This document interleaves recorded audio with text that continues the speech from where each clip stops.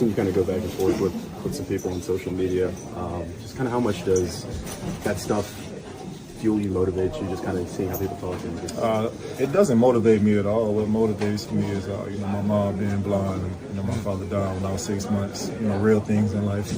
That stuff is just funny games. I love interacting with fans, but I think I pay attention to more of the people congratulating me and cheer me on my back than I do the people that sit at home and all they have to do is speak negative about things. So I like shooting the breeze, but it doesn't motivate me at all. Let's be real about that. Blah blah blah. Everybody always saying, "Oh, he kept it real." Now that's keeping it real. Let's be real about that. I think what we're talking about is how not just real things in your life, but how trauma can be a motivating factor. And I kind of want to dive into that lane right there because I have some of that in common. I'm sure we all do, because a lot of times they want you to be inspired by the haters. And people say they do, and they say that they are. And I just am not. I am not going to use negative for fuel. I'm going to use positive for fuel, right? Because I want to go somewhere that's positive. So I'm going to start off with something that's positive. But let's not act like trauma doesn't motivate and affect us. So he talked about his mother being blind and his father dying at 6 months old. Oh, man, just pictures, a couple pictures here or there, obviously, because never got a chance to have those full memories. That is sad. Well, I want to talk about this. I think there are many rules that you can use in engagement when you talk about social media, haters, whatever. It could be just your circle of friends, pre-social media, or even right now, you guys just having your human interaction. You getting motivated by who they are and what they're saying. So here are my 5 crack commandments, I would say, the top 5 at least, of what I do in terms of deciphering real from fake, love from hate, etc. 1, I always count those with me, not against me, okay? I think you should look at this world like people gonna be against me all the time. But I gotta count those who ride with me positive, because that's how I build my army, right? You whisper to one and you can move millions. That's how it starts. So count those with you, not against you. The next one is, don't forget that it is a thin line between love and hate, right? So if you're out there killing it and everybody loving you, trust me, right around the corner, maybe not even around the corner, right across the street, maybe not even across the street, right there in front of you, there's someone who's hating you. And it's okay, because that's the thin line. Basically, the flip of the coin. If you want the head, you got to have the tail. So you want the love, you're going to have to deal with the hate. Simple as that. I don't understand why we don't all get that.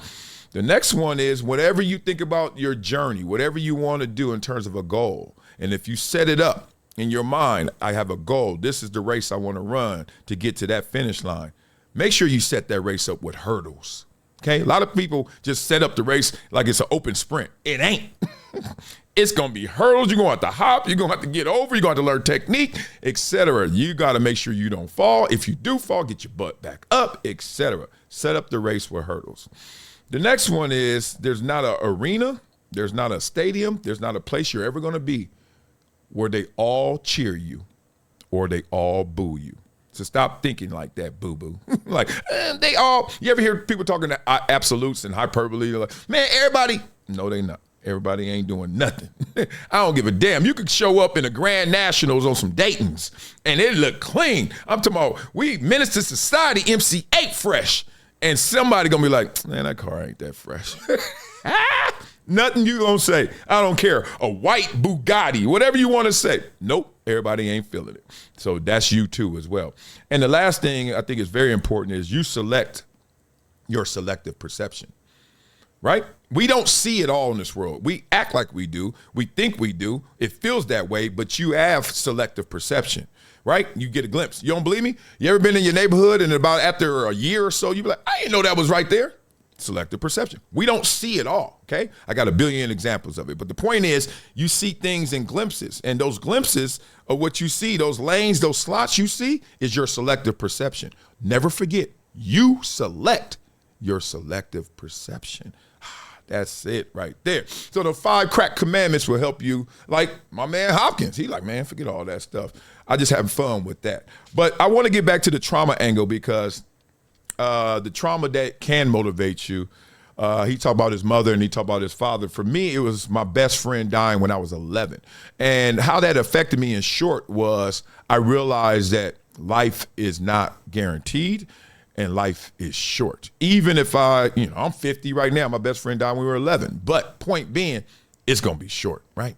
And not because it's not guaranteed, and it's not even based on like good, bad fortune, and not like don't get caught up in he's such a good kid and why him. I lost that way young. I lost all of those thoughts and like, oh, you can kind of like earn your way to living longer.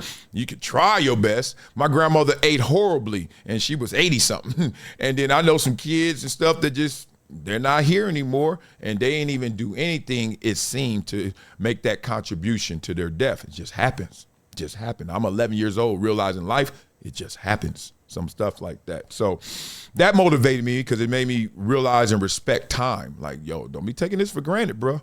I don't give a damn what you talking about. Tomorrow, guaranteed not, never guaranteed. So the other thing that helped me understand and get motivated was my family's unrealized talent. Like I looked around at my family, a lot of jobs, no careers, no graduates from college, et cetera. So I'm looking around, I'm like, damn, but y'all smart. Y'all funny, charismatic, cool, all these qualities, but nobody was able to materialize it. So I said, not only I'm gonna gather all this talent from here, I'm gonna be the one to materialize it, but more importantly, I'm gonna try to monetize it too. So that's where the ball comes from, that's where the Columbia decision comes from, et cetera. All the things I do largely comes from that trauma of looking at people like my mom, straight A student, 6'1", straight A student, should have been in the WNBA winning something, right? Scholar baller, but instead she had 2 kids at 19. So I said, I'm going to take it, mama. Hand me that baton. So the last thing was my mom actually passing away. And when my mom passed away, she passed away when I was like my 6th, 7th year in the league. So she saw me make it. That mama, I'm that dude, that mama. So I got all that love and she got all of that like, oh, y'all tried to kill me and tell me I wasn't going to be anything because I had these kids so young and look at me now, right? She had all of that. She got her chance to floss. But at the same time, she's still not here. And I got kids. I got itty bitties. I got 3 itty bitties that just yesterday in the car, they say, so tell me about your mom. And I told her, I said, her name was Valerie Howard. And they were like, Valerie? Like, they have no clue. And that saddens me. No clue. They weren't around, and she didn't live long enough. She died at 49. That's another thing. I'm 50, and she's 49. I'm like, golly, imagine if I was gone already, my itty bitties, et cetera. So I understand where Hopkins comes from. So, when we on social media, I hope we understand it's just like we put a quarter in the game, Miss Pac-Man. We're just playing.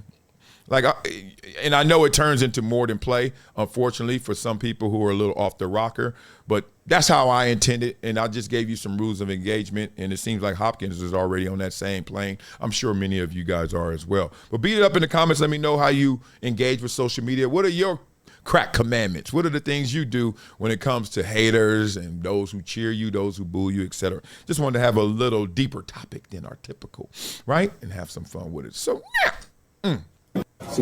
Don't talk no more, Hopkins. We already heard it. It was brilliant. Don't mess it up. You know what we do on this show, boy. What do? We flow, boy. But before we flow, boy, we got to check in on your cyber flow, boy. So tell me, please, are you guys okay? Is everything going all right? I want you guys to check out my product right here. It's called Aura. You see it right there. We're talking about online security. I know a lot of you guys are like, man, I'm good online. No, you're not. I'm going to put you up on game. Americans lost $12.5 billion to scams last year. So don't think it can't happen to you, because it can. That's why I roll with Aura. And they check all 3 credit bureaus. They alert you to fraud up to 250 times faster than other companies, and it backs you with a $1 million in identity theft insurance plus 24/7 support. So lock down your credit, clean up your data, protect your devices all in one app. Hit aura.com/Marcellus Wiley right there, okay? And check my link in my description for a 14-day free trial. Stay safe. And for real, keep your identity yours. It's crazy out here in these streets. People be trying to jack cats for real. You mad to get jacked online? Damn.